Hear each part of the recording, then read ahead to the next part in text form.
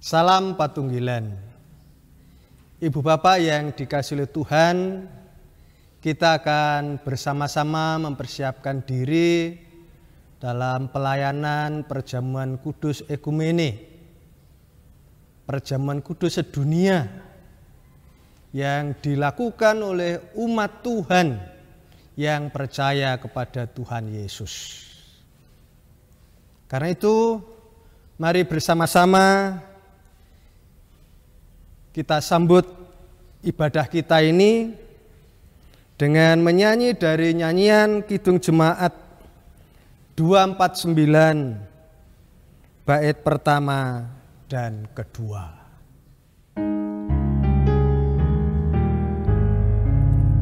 Serikat persaudaraan, berdirilah teguh, sempurnakan persatuan di dalam Tuhan-Mu. Bersama-sama majulah, dikuatkan iman, berdamai bersejahtera dengan pengasihan.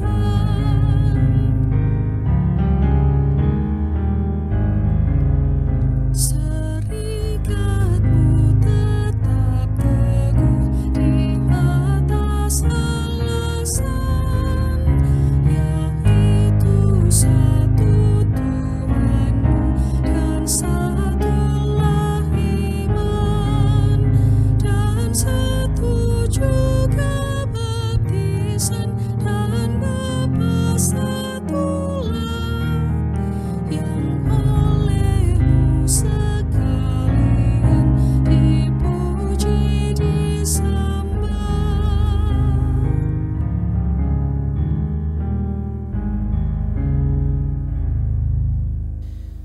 Kita mengambil saat teduh. Ibadah persiapan perjamuan kudus ekumene saat ini kami lakukan di dalam nama Allah yang senantiasa menyertai, melindungi dan memberkati umat miliknya. Biarlah kasih karunia dari Tuhan menyertai saudara sekalian. Amin. Kita sambut dengan menyanyi dari nyanyian Kidung Jemaat 257 bait pertama dan kedua.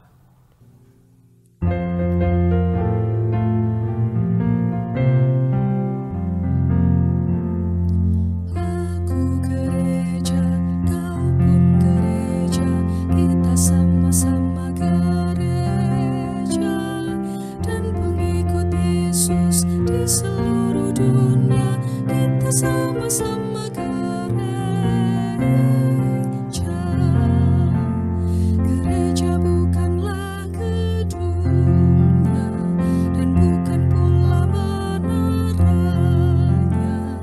Bukalah pintunya, lihat di dalamnya, gereja adalah orangnya. Aku gereja, kau pun gereja, kita sama-sama gereja, dan pengikut Yesus di seluruh dunia, kita sama-sama gereja. Berbagai macam manusia, terdiri dari bangsa-bangsa, lain bahasanya dan warna kulitnya, tempatnya pun berbeda juga. Aku gereja, kau pun gereja, kita sama-sama gereja, dan pengikut Yesus di seluruh dunia, kita sama-sama gereja.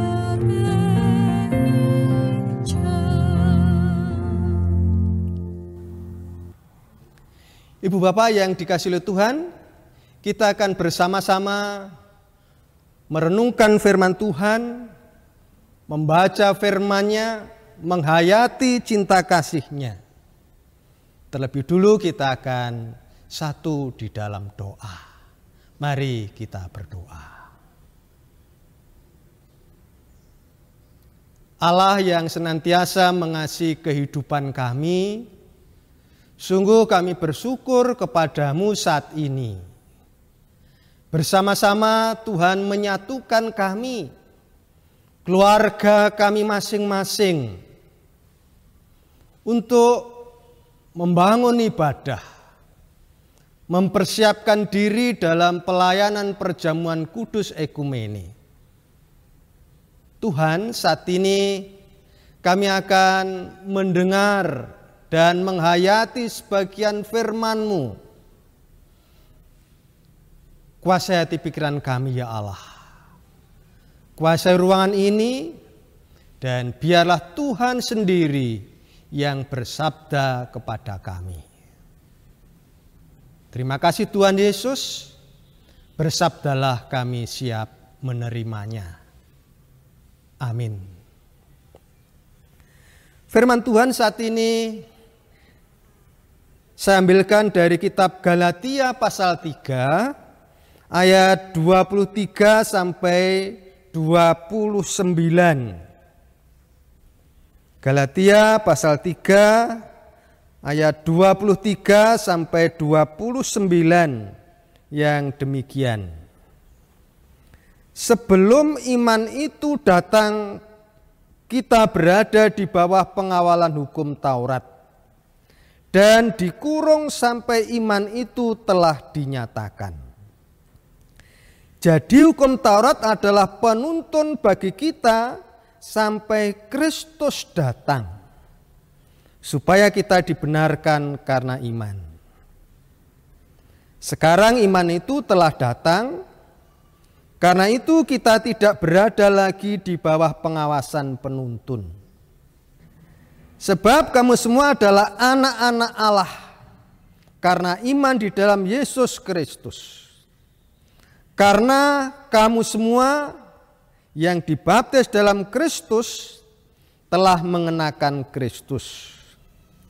Dalam hal ini tidak ada orang Yahudi atau orang Yunani, tidak ada hamba atau orang merdeka, tidak ada laki-laki atau perempuan, karena kamu semua adalah satu di dalam Kristus Yesus. Dan jikalau kamu adalah milik Kristus, maka kamu juga adalah keturunan Abraham dan berhak menerima janji Allah. Amin. Demikian sabda Tuhan yang kita dengar bersama. Karena itu berbahagialah setiap orang yang menaruh kepercayaan kepada firman-Nya. Terpujilah Tuhan Yesus. Ibu bapak yang dikasihi Tuhan, yang menjadi nats kita saat ini saya ambil dari Galatia pasal 3 ayat yang ke-28. Saya bacakan ulang demikian. Dalam hal ini tidak ada orang Yahudi atau orang Yunani. Tidak ada hamba atau orang merdeka. Tidak ada laki-laki atau perempuan. Karena kamu semua adalah satu di dalam Kristus Yesus.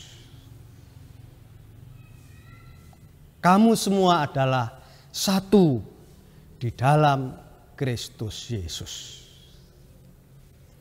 Ibu bapak yang dikasihi oleh Allah, saya memberikan tema buanglah perbedaan. Saudaraku yang dikasihi Tuhan Yesus, seringkali kita ingin dalam hidup ini supaya tidak ada perbedaan. Tetapi saya memberikan tema buanglah perbedaan. Namun seringkali kita dalam hidup ini supaya tidak ada perbedaan, harapannya semua sama. Namun juga ada ungkapan bahwa perbedaan itu indah. bagaikan pelangi berwarna-warni, karena justru akan menampakkan keindahannya. Saudaraku, sebenarnya semua itu tergantung dari cara pandang dan penghayatan kita masing-masing. Sehingga ada yang mempertahankan perbedaan, ada juga yang ingin membuang, menghapus sebuah perbedaan. Demikian juga sering muncul pertentangan antara hidup di bawah hukum Taurat dengan hidup bersama Tuhan Yesus. Hidup dalam perjanjian lama dengan hidup dalam perjanjian baru. Ini yang benar mana? Atau harus bagaimanakah hidup kita ini seharusnya? Bisa terjadi kita dibuat bingung bagaimana harus bersikap. Saudaraku, Rasul Paulus memberikan gambaran atau menjelaskan dalam bacaan kita ini. Taurat sama saja dengan sebuah buku pedoman pendidikan zaman dulu yang dipakai untuk membimbing anak-anak dalam sekolah, yang mengusahakan agar mereka sungguh-sungguh memperhatikan dalam proses belajar dan juga menghukum mereka bila itu diperlukan. Taurat juga dimaksudkan untuk menjaga keselamatan moral dan fisik mereka. Hal ini berlangsung sampai anak-anak mencapai umur yang cukup untuk dapat mandiri dalam kehidupannya. Hukum diberikan oleh Allah karena pelanggaran, yaitu untuk menunjukkan dosa sebagai pelanggaran kehendak Allah dan membangkitkan sebuah kesadaran manusia akan perlunya belas kasihan, kasih karunia dan keselamatan dalam Kristus.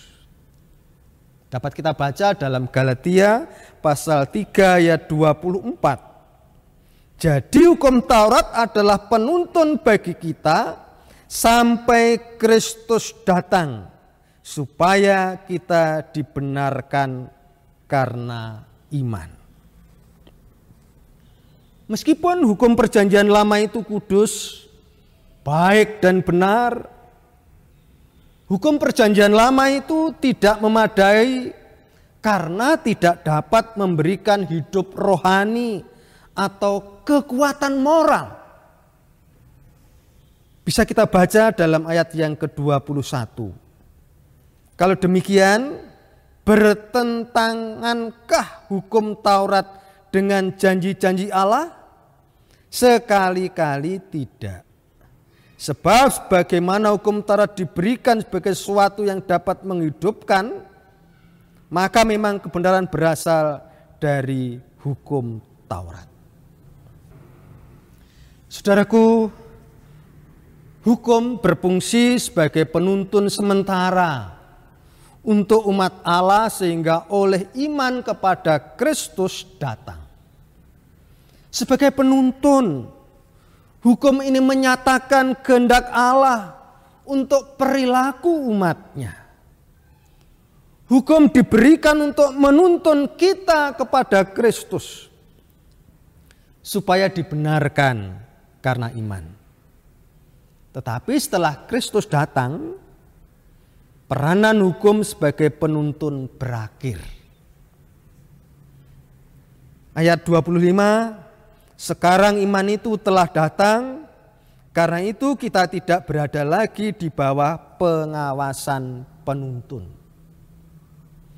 Oleh karena itu kita tidak lagi mencari keselamatan melalui hukum-hukum yang ada. Tetapi kita mencarinya di dalam Kristus.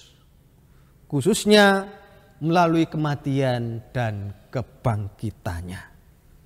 Kematian yang mendamaikan umat miliknya. Jemaat yang dikasihi oleh Tuhan, dalam Galatia pasal 3 ayat 28 yang menjadi nats kita, Rasul Paulus menjelaskan demikian. Bahwa jika manusia sudah ada di dalam Kristus, sudah tidak ada lagi perbedaan. Apakah mereka berasal dari orang Yahudi atau orang Yunani? Apakah mereka seorang hamba, seorang budak, seorang tawanan, atau mereka itu seorang yang merdeka, seorang pemilik hamba, juragan, bos? Sudah tidak ada perbedaan lagi. Bahkan yang sering kali menjadi perbedaan di antara bangsa Yahudi, yaitu antara perempuan dan laki-laki, yang saat itu dipahami laki-laki adalah orang nomor satu, orang yang diperhitungkan, sedangkan perempuan tidak ada artinya. Kita bisa melihat dalam contoh ketika Tuhan Yesus memberikan makan 4.000 atau 5.000 orang. Di situ disebutkan 4.000 atau 5.000 orang laki-laki. Wanita dan anak-anak tidak dihitung. Tidak begitu berarti. Rasul Paulus membuang semua perbedaan suku, warna kulit, bangsa, sosial, dan seksual dalam kaitan hubungan rohani seseorang dengan Tuhan. Sehingga menurut Rasul Paulus, ketika orang sudah percaya kepada Tuhan Yesus, ketika seseorang sudah menjadi milik Tuhan Yesus, tidak ada lagi perbedaannya. Semuanya sama. Satu di dalam kasih Tuhan. Tidak boleh dan tidak bisa dibedakan lagi. Semuanya harus dibuang. Tidak ada lagi status ekonomi, status sosial, status pendidikan, dan status-status yang lain. Sekarang yang ada hanya satu status, yaitu sebagai milik Tuhan Yesus. Statusnya berubah, satu di dalam Kristus. Semuanya adalah ahli waris dari kasih karunia, yaitu kehidupan bersama dengan Tuhan Yesus.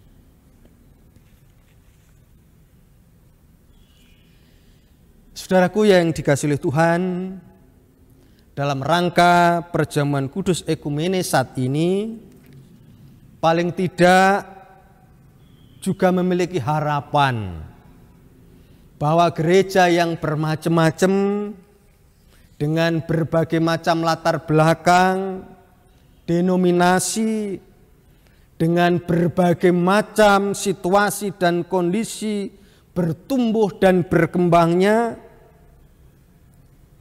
supaya kembali lagi kepada penghayatan awal yang dipahami oleh Rasul Paulus, yaitu buanglah perbedaan, arahkanlah hidup kita hanya kepada satu kasih, kasih dari Tuhan. Hiduplah menjadi milik Tuhan Yesus, karena kita semua adalah ahli waris kerajaan Allah. Tidak ada lagi perbedaan. Mau dan mampukah kita? Amin. Kita bersama-sama mengambil saat teduh. Terima kasih Tuhan, Kami bersyukur kepadamu, biarlah firman-Mu ini sungguh kami hayati. Kami renungkan, kami terapkan dalam hidup kami. Tidak ada lagi perbedaan di antara kami sebagai orang-orang yang percaya kepada Tuhan Yesus. Kami satu sebagai ahli waris kerajaan Allah. Sempurnakanlah firman-Mu ya Allah, jadilah kehendak-Mu atas kami. Amin. Ibu Bapak yang dikasihi oleh Tuhan, kita sambut dengan bersama-sama menyanyi dari Kidung Jemaat 256 bait pertama dan ketiga.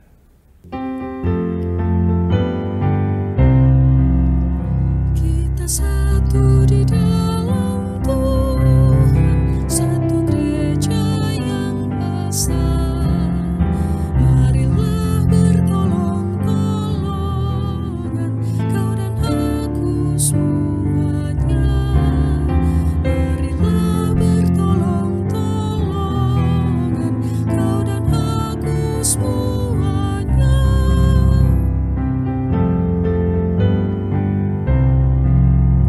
Tuhan selalu memelihara seluruh alam semesta. Kita pun disuruhnya juga menyatakan kasih-Nya. Kita pun disuruhnya juga menyatakan kasih-Nya.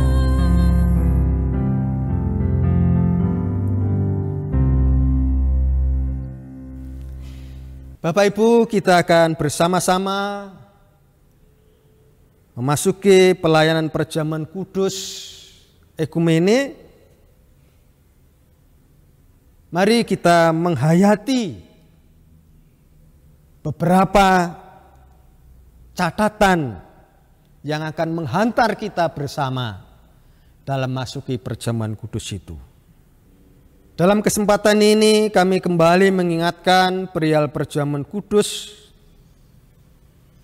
tentang siapa saja yang diperkenankan untuk ikut ambil bagian dalam pelayanan perjamuan kudus. Yang diperkenan adalah orang-orang yang sudah percaya, yang sudah baptis, yang sudah sidi, dan tidak sedang dalam penggembalaan khusus. Saudaraku, perjamuan kudus disebut kudus, artinya siapapun yang mengikuti perjamuan kudus, ia harus hidup taat dan melakukan kehendak Tuhan dan kebenarannya. Perjamuan kudus tidak hanya menggambarkan persekutuan umat dengan Allah saja, tetapi juga persekutuan antara umat dengan sesamanya. Oleh karena itu, ia harus hidup damai dan mengasihi sesamanya. Karena pada dasarnya perjamuan kudus itu berisi kasih Allah yang kudus. Oleh karena itu, marilah kita menguji diri kita sebelum bersama-sama memasuki perjamuan kudus itu. Mari kita melihat diri kita pribadi-pribadi. Sejenak menyadari akan segala kekurangan, salah dan dosa kita. Apa yang sudah kita lakukan? Apa yang sudah kita pikirkan, apa yang sudah kita ucapkan dalam hidup sehari-hari. Bahkan seringkali kita melupakan Tuhan dalam kehidupan ini.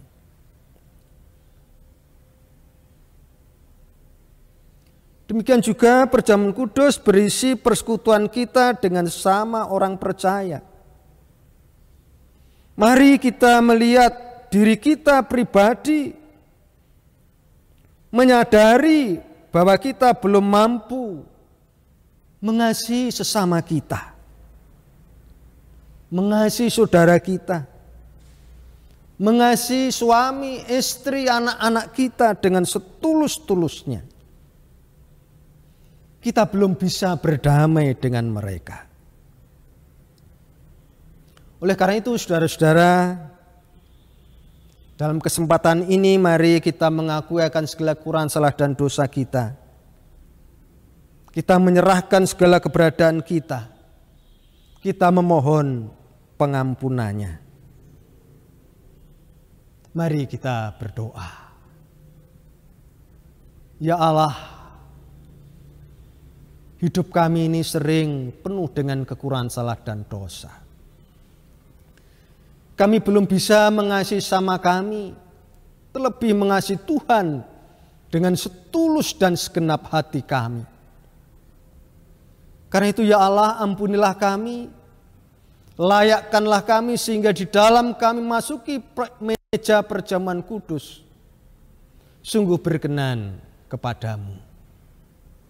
Ampunilah dan layakkanlah kami ya Tuhan. Di dalam Kristus kami berdoa. Amin.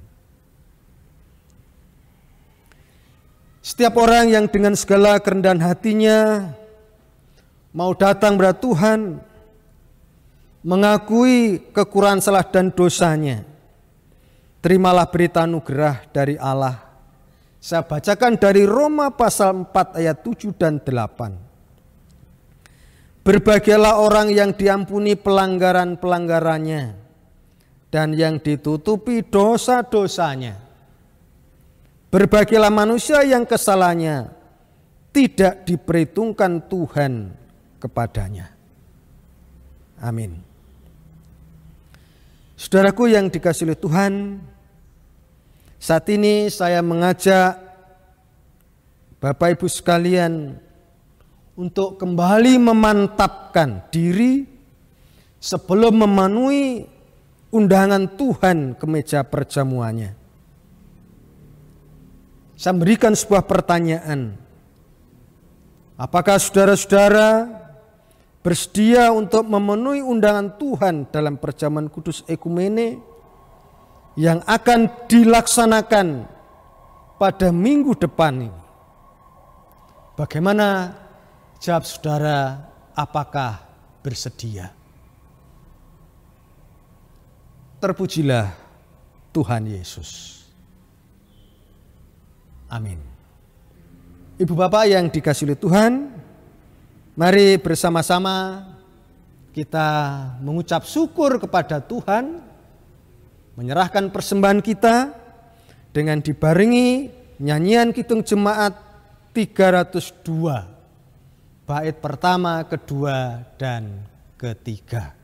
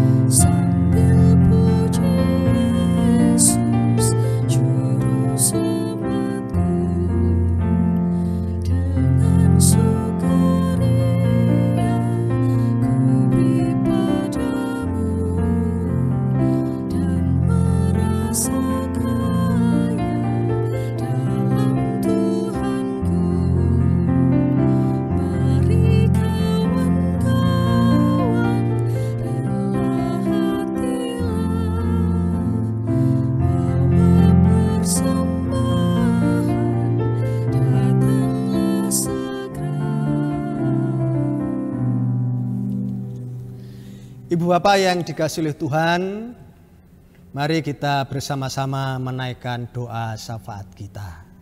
Mari menundukkan hati dan pikiran kita. Tuhan yang mengasihi hidup kami sungguh bersyukur kepadamu saat ini. Kami menyerahkan persiapan diri kami untuk memasuki meja perjamuan.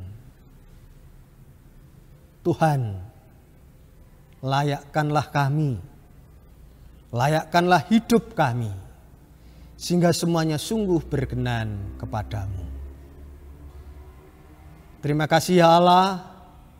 Saat ini kami juga menyerahkan persembahan yang merupakan rasa syukur kami kepadamu. Terlebih menyerahkan hidup kami kepada Tuhan. Terimalah dan berkatilah. Ya Bapa, kami menyerahkan situasi bangsa negara kami, para pemimpin kami yang saat ini bersama-sama ingin memutus mata rantai COVID-19. Berikan kekuatan tanggung jawab, semangat kepada Satgas COVID. Baik di pemerintah, di lingkungan kami, di gereja kami. Sehingga semuanya dilakukan dengan penuh tanggung jawab, ketulusan dan kejujuran. Kepasrahan diri kepadamu. Sehingga semuanya boleh berjalan karena campur tangan Tuhan. Saudara-saudara kami yang menderita sakit, baik di rumah sakit ataupun di rumahnya masing-masing, kami percayakan ya Allah kepadamu. Jamalah, lakukanlah mujizat ya Tuhan, dan sembuhkanlah. Bapa, anak-anakmu yang dalam pendidikan, Tuhan sertai, berikan semangat, sehingga dalam pendidikannya boleh dengan kesungguhan, boleh belajar, mau belajar. Sehingga anak-anak kami tidak tertinggal meskipun dalam situasi yang tidak begitu menguntungkan. Terima kasih ya Allah. Saudara-saudara kami yang bekerja maupun yang mencari pekerjaan, Tuhan berkati. Warga adiusia dengan segala kondisinya, Tuhan tetap menyertai, memberikan kekuatan dan semangat hidup. Terima kasih ya Allah, inilah doa kami yang semuanya kami percayakan di dalam satu nama, Tuhan Yesus, penyelamat hidup kami, yang telah mengajar kami berdoa demikian. Bapa kami yang di sorga, dikuduskanlah namamu, datanglah kerajaanmu, jadilah kehendak-Mu di bumi seperti di sorga. Berikanlah kami pada hari ini makanan kami yang secukupnya, dan ampunilah kami akan kesalahan kami, seperti kami juga mengampuni orang yang bersalah kepada kami.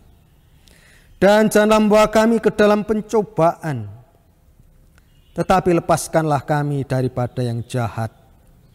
Karena Engkau-lah yang punya kerajaan dan kuasa dan kemuliaan sampai selama-lamanya. Amin. Ibu bapak yang dikasihi Tuhan, mari kita sambut dengan menyanyi dari nyanyian Kidung Jemaat 334 bait pertama dan kedua.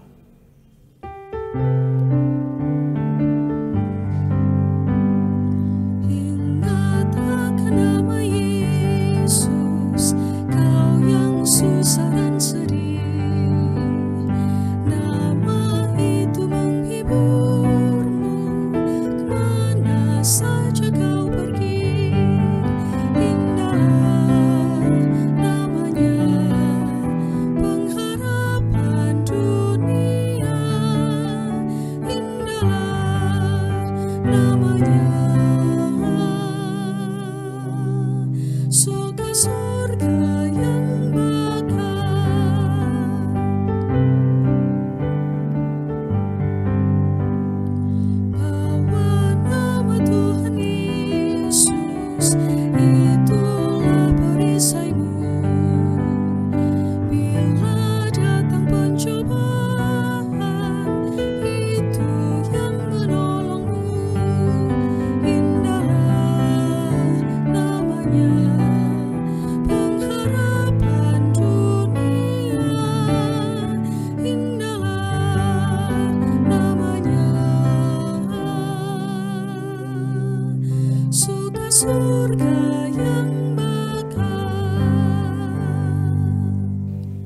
Bapak Ibu yang dikasihi oleh Tuhan, kita akhiri ibadah kita bersama-sama menerima berkat-Nya.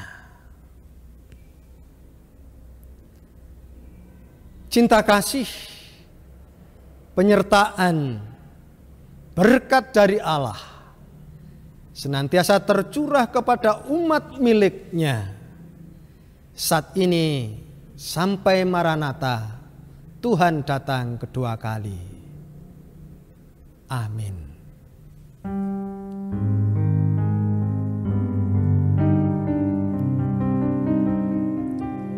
Tentra